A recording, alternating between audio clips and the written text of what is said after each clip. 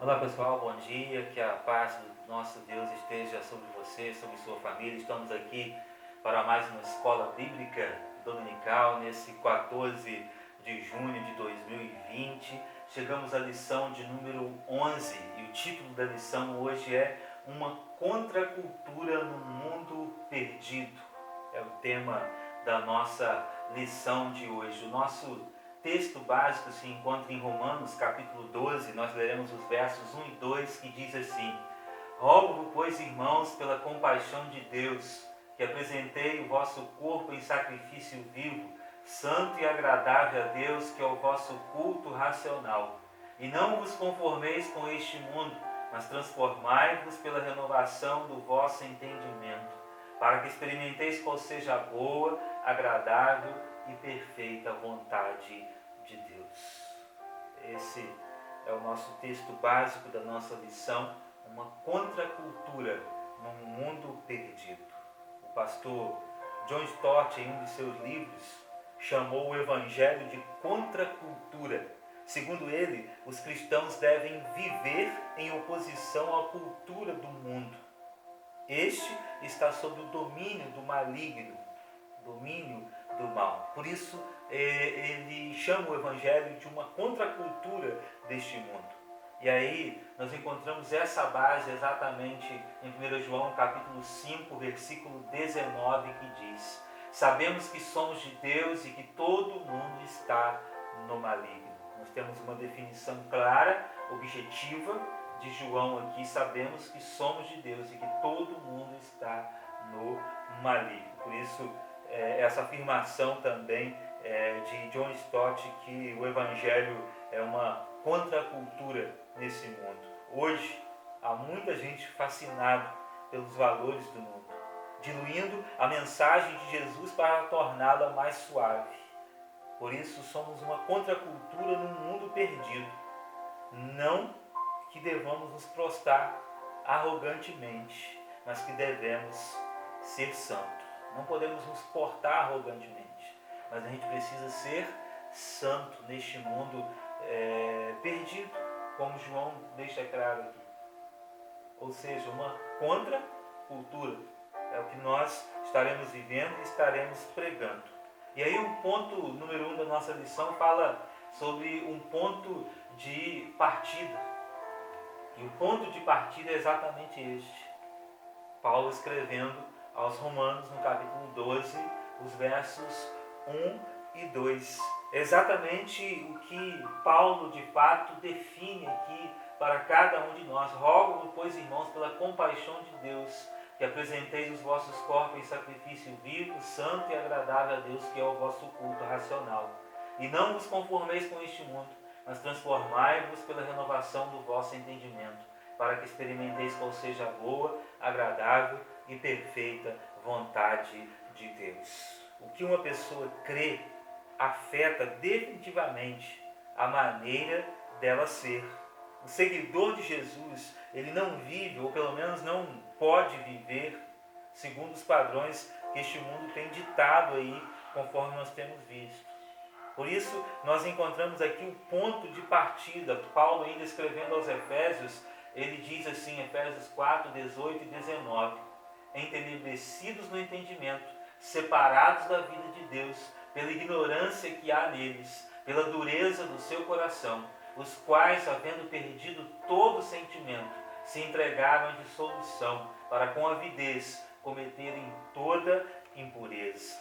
Aqui nós podemos ver Paulo escrevendo exatamente à igreja de Éfeso e mostrando uma contracultura, separados da vida de Deus, pela ignorância que há neles, pela dureza do seu coração. Então a dureza do coração tem sido terrível em nossos dias. Nós vemos aqui que ele deve apresentar-se a Deus e não se amoldar ao padrão deste mundo, o cristão.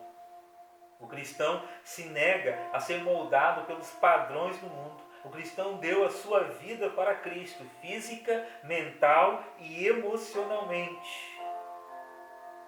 Demos a nossa vida para o Senhor. Por isso, na sua mente deve ser totalmente transformada, é o que Paulo escreve aqui. Esse é o ponto de partida. Cremos em Jesus, assumimos o compromisso de uma vida santa. Quem crê rompeu com o passado, rompeu com o pecado, isso fica claro. Os quais, havendo perdido todo sentimento, se entregaram à dissolução para com avidez cometeram toda impureza. Uma vida sem Cristo, ela proporciona exatamente essas condições fora dos padrões divinos, fora daquilo que o Senhor realmente chamou para a gente, que é viver uma contracultura nesse mundo. O segundo ponto da nossa lição, ele nos mostra como o Novo Testamento vê o mundo.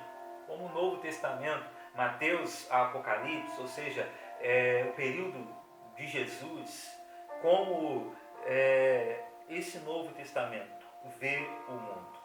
Hoje, precisamos recuperar a visão bíblica da vida. Muitos crentes são moldados pela mídia e têm uma visão, parece, romântica do mundo. Outros o amam. A igreja contemporânea tem se tornado mundana. Essa é a triste realidade que nós estamos assistindo. O critério deveria ser quanto de Cristo ela exibe ao mundo. Quanto de Cristo a igreja contemporânea está exibindo de Cristo na sua vida. Como o Novo Testamento vê o mundo.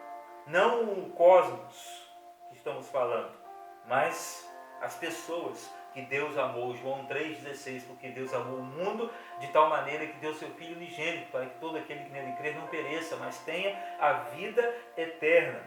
Mas são os sistemas de valores corrompidos hoje. Não é um olhar positivo.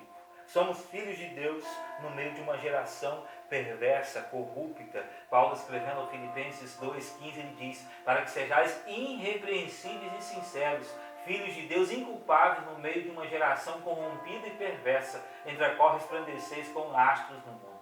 Deus me chamou, Deus te chamou exatamente para viver dessa forma aqui, para que sejais irrepreensíveis e sinceros. Olha a grande responsabilidade que está sobre a igreja de Cristo Jesus. A igreja de Jesus não pode ser moldada pelo mundo, nem ceder aos apelos do mundo. Não devemos nos julgar superiores, mas desde o convite divino ao Pai da fé, o chamado é o mesmo. Anda na minha presença e ser perfeito, desde os primórdios. A palavra não muda. O Senhor falando a Abraão, sendo pois Abraão da idade de 99 anos, apareceu o Senhor a Abraão e disse-lhe: eu sou o Senhor Todo-Poderoso, anda em minha presença e ser perfeito. Deus disse para ele: anda e seja perfeito. Deus não disse, se for possível e assim assado, não. Ele disse, anda na minha presença e ser perfeito. Abraão deveria agir segundo os padrões de Deus. E eu e você hoje, como igreja de Cristo, os padrões não mudaram.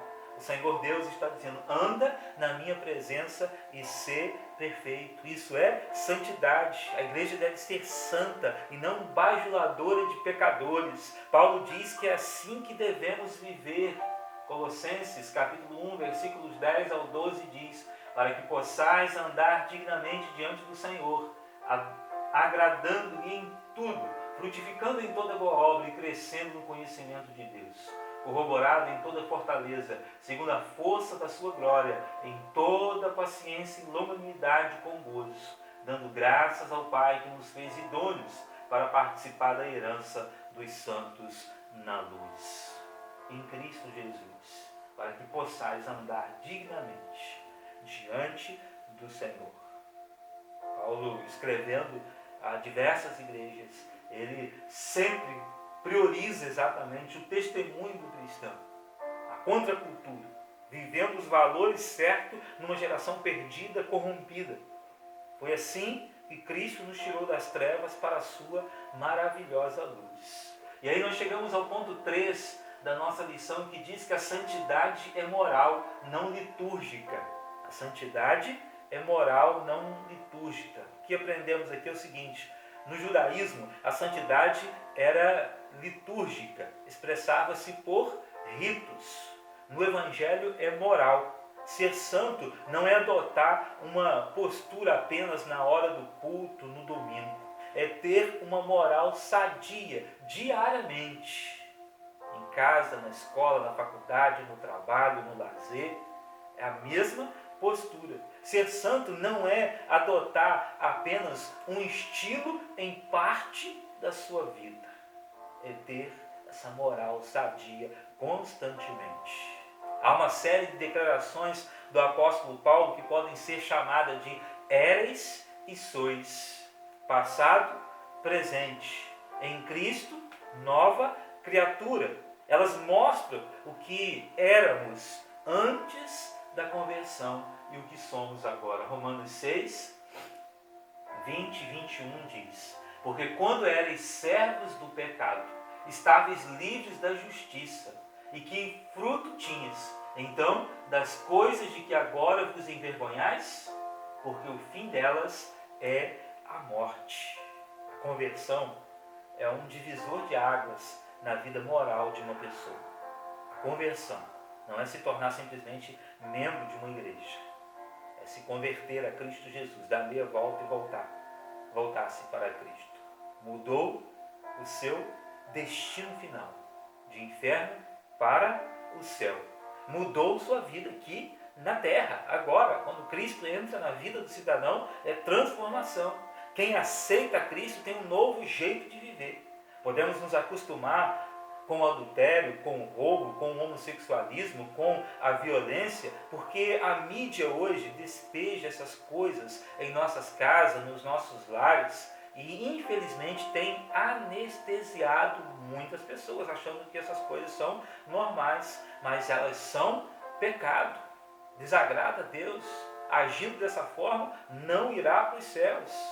Mesmo que as leis humanas as autorizem e punam quem as combatam, elas continuarão sendo pecado para Deus, porque santidade é o caráter de acordo com o padrão bíblico, não de acordo com o padrão dos homens. E aí chegamos ao pontinho número 4 da nossa lição, que fala que a santidade é relacional, não mística.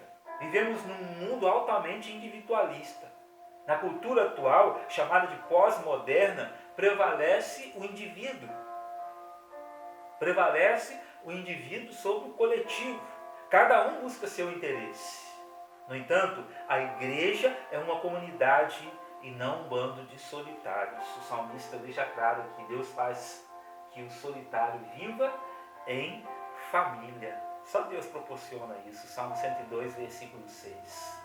Na igreja, nos agrupamos como pessoas para exercitarmos a fé, aprendermos uns para os outros, aperfeiçoarmos uns aos outros e recebermos forças para vivermos no mundo.